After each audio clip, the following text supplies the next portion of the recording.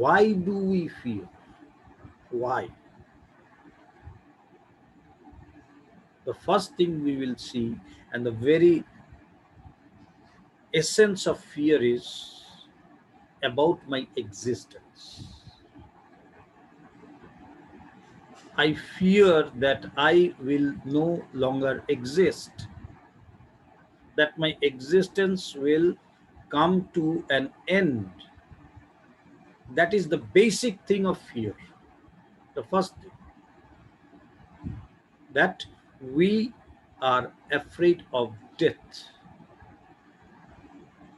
If it is a financial loss, okay, still we are fearful. But again, if you may say that if it is a financial fear, that okay, I may go bankrupt or these and that, if you go down the line, you will see, you will hit the bottom of existence. That what happens if I go bankrupt? Then I cannot pay my bill, my everything will be taken away by the bank, and these and that. And after all, what is the thing? How will I live? How will I sustain myself? How will I exist? So the very basic thing of fear is the worry or the loss of my existence. That I think that I am not going to exist anymore. And that is the basic thing, the essence of all fear. We do not want to die. And unknowingly, this comes up in various forms. It is not always that it comes in the form of death or survival or something like that. It may be financial, it may be other things. But again, if we go down tracking the thoughts one by one, then we will go to that very point about my existence. So how does Vedanta helps? Vedanta says that you are of the nature of existence absolute. That is your real nature. Why am I afraid of my existence? Because I think this body will perish. And all my existence is limited to my body. We even don't think like dying.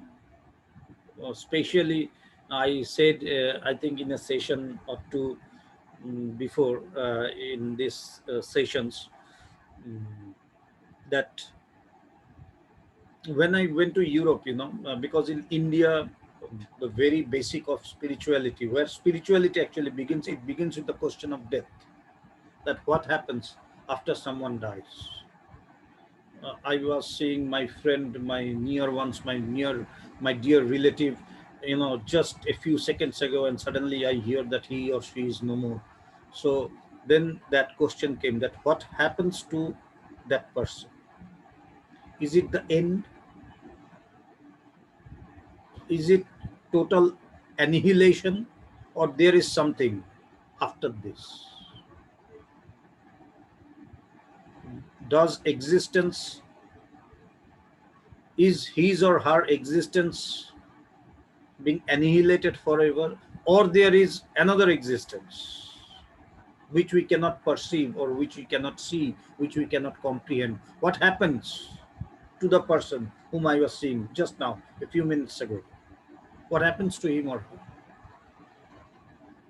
So from this very question, the real spirituality begins, where the self-realized persons, the preceptor, the master, the guru, he says that your existence is not limited to your body.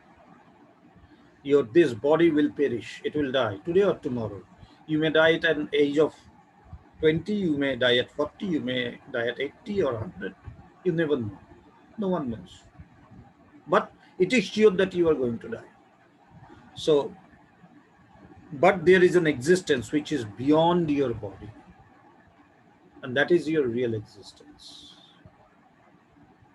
And that is the beginning of real spirituality, where we go to realize this real nature of ourselves.